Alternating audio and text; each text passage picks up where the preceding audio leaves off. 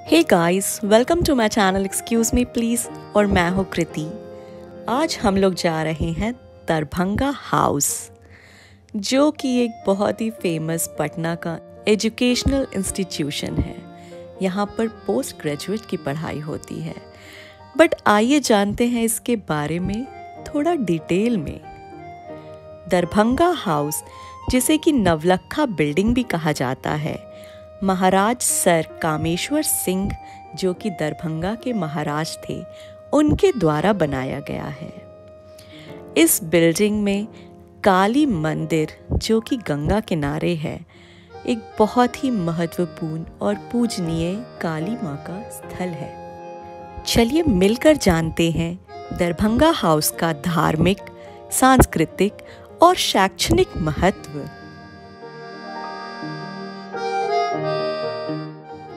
जब आप गांधी मैदान के कारगिल चौक से पटना यूनिवर्सिटी की तरफ अशोक राजपथ के जरिए बढ़ेंगे तो लगभग 1 किलोमीटर के बाद आपको एक पीतल और लाल कलर की बिल्डिंग दिखाई देगी, जो ऐतिहासिक दरभंगा हाउस है।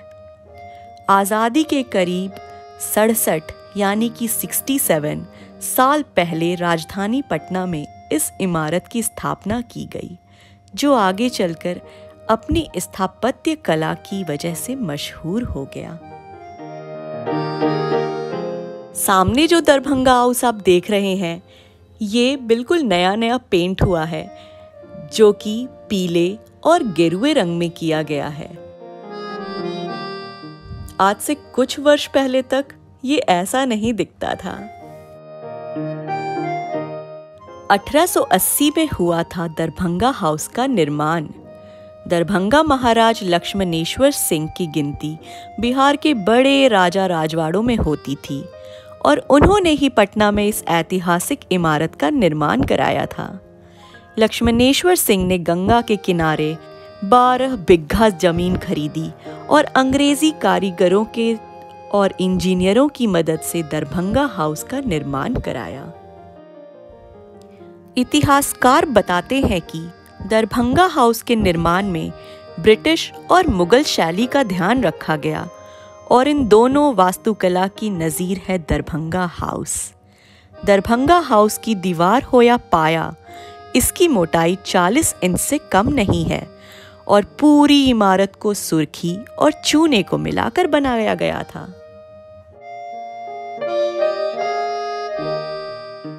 पटना यूनिवर्सिटी में मगध महिला कॉलेज में इतिहास विभाग की एचओडी और पटना यूनिवर्सिटी पर किताब लिखने वाली प्रोफेसर जयश्री मिश्रा के मुताबिक दरभंगा हाउस को 3 हिस्सों में बांटा गया था। एक हिस्सा राजा ब्लॉक, दूसरा हिस्सा रानी ब्लॉक, एक हिस्से में राजा लक्ष्मणेश्वर सिंह, जबकि दूसरे हिस्से में उनकी पत्नी रहा करती थी, और एक हिस्सा रिसेप्शन रूम था, जो अब दिखता नहीं है।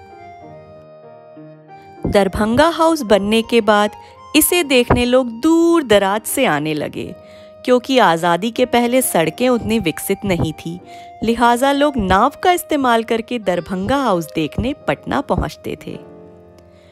दरभंगा हाउस की भव्यता ऐसी थी कि आज़ादी मिलने के 1 साल बाद पहले प्रधानमंत्री जवाहरलाल नेहरू पटना पहुंचे। न सिर्फ जवाहरलाल नेहरू, बल्कि भारत के अंतिम गवर्नर जनरल चक्रवर्ती राजगोपालाचारी भी दरभंगा हाउस देखने के लिए पहुंचे थे। ये वक्त साल 1948 यानी कि 1948 का था और तब इन दोनों महान हस्तियों की मेहमान नवाजी कामेश्वर सिंह ने की थी।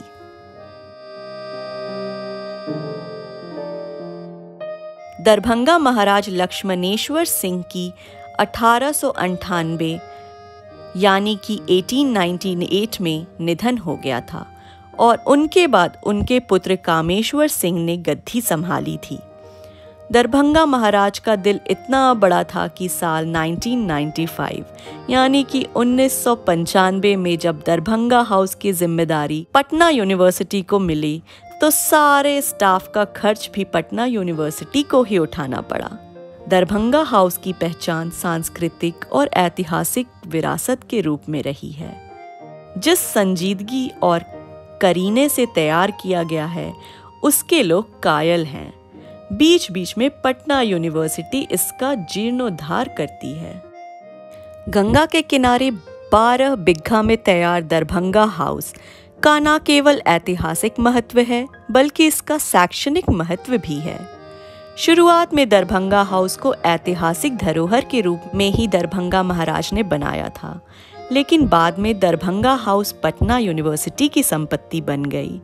1955 से दरभंगा हाउस में पोस्ट ग्रेजुएट की पढ़ाई होने लगी और यहाँ से निकले छात्र आगे चलकर सिविल सर्विस में बड़े पैमाने पर चुने गए। आज़ादी तक दरभंगा हाउस का ऐतिहासिक विरासत के तौर पर महत्व बना रहा, लेकिन बाद में चलकर ये पढ़ाई के केंद्र के तौर पर विकसित हुआ। दरअसल 1950 के दशक में पटना यूनिवर्सिटी के विस्तार पर चर्चा होने लगी, क्योंकि पोस्ट ग्रेजुएट की पढ़ाई के लिए पटना कॉलेज में जगह कम पड़ रही थी, जिसके बाद साल 1955 में दरभंगा हाउस को पटना यूनिवर्सिटी ने खरीद लिया। पटना यूनिवर्सिटी को साल 1955 में बिहार सरकार से 5 लाख रुपए मिले और 7 लाख में दरभंगा हाउस को पटना यूनिवर्सिटी को सौंप दिया गया, जहां पर पोस्ट ग्रेजुएट और मानविकी यानी ह्यूमैनिटीज की पढ़ाई शुरू हुई। अब दरभंगा हाउस पटना यूनिवर्सिटी की संपत्ति बन चुका था। यहाँ से पोस्ट ग्रेजुएट की पढ़ाई शुरू की गई। यहाँ से निकले छात्र काफी संख्या में IAS और IPS बने। जब भी यहाँ से पास आउट छात्र दरभंगा हाउस को देखने के लिए पहुंचते हैं, अपनी याद ताजा करते हैं। दरअसल दरभंगा हाउस को मुख्य रूप से 2 हिस्सों में बांटा गया है, राजा ब्लॉक और रानी ब्लॉक। राजा ब्लॉक में इतिहास, अर्थशास्त्र, राजनीति शास्त्र सहित पोस्ट ग्रेजुएट के दूसरे विषयों की पढ़ाई होती है, जबकि रानी ब्लॉक में संस्कृत, बंगाली, अरबी, पत्रकारिता सहित दूसरे विषयों की पढ़ाई होती है। यहाँ पढ़ाने वाले लोग ऐसे प्रोफेसर थे जिन्हें भारत सरकार पद्म श्री जैसे सम्मान से नवाज चुकी है। दरभंगा हाउस का ऐतिहासिक, शैक्षणिक के साथ साथ धार्मिक महत्व भी है। दरभंगा हाउस के गर्भगृह में ऐतिहासिक काली मंदिर स्थित है। इस काली मंदिर की स्थापना दरभंगा महाराज ने की थी और यहाँ साल में एक बार बलि भी दी जाती है। मंदिर में आस्था की जड़ें इतनी मजबूत है कि गर्भगृह में नारियल नहीं फोड़े जाते, बल्कि अगर श्रद्धालुओं को नारियल फोड़ना है तो वो बाहर ही फोड़ना है। मंगलवार और शनिवार को यहाँ काली माँ की खास पूजा होती है। शक्ति की उपासना करने वाले लोग पूरे बिहार से यहाँ पहुँचते हैं। धर्म में गंगा नदी का खासा महत्व है। दरभंगा महाराज ने दरभंगा हाउस बनाते वक्त आम लोगों की धार्मिक आस्था का भी ध्यान रखा। दरभंगा हाउस का पिछला हिस्सा गंगा के किनारे खुलता है। गंगा के किनारे जमीन से करीब 20 फीट की ऊंचाई पर जिस काली मंदिर को बनाया गया है, वहां पहुंचने के लिए सीढ़ियों का सहारा लेना होता है। फिलहाल तो यहाँ से काली मंदिर जाने का रास्ता बंद कर दिया गया है, पर मैंने एक स्पेशल वीडियो बनाया है काली घाट और काली मंदिर के ऊपर, तो आप उसे ज़रूर चेकआउट कीजिएगा। और मैं अब निकलने वाली हूँ दरभंगा हाउस से बाहर और जाने वाली हूँ अपने घर को। तो गाइस, आप अगर पटना आइएगा तो यहाँ ज़रूर आइए और इस दरभंगा हाउस, इस नौलक्खे किले को ज़रूर देखिए और यहाँ स्थित काली मंदिर को देखना मत भूलिएगा। मैं मिलती हूँ आप लोगों से अपनी अगली वीडियो में, पर उससे पहले आपको बता दूं कि लाइक, शेयर, कमेंट और सब्सक्राइब करना बिल्कुल भी मत भूलिएगा। मैं मिलती हूँ आप लोगों से अपनी अगली वीडियो में। तब तक के लिए टेक केयर, बाय बाय।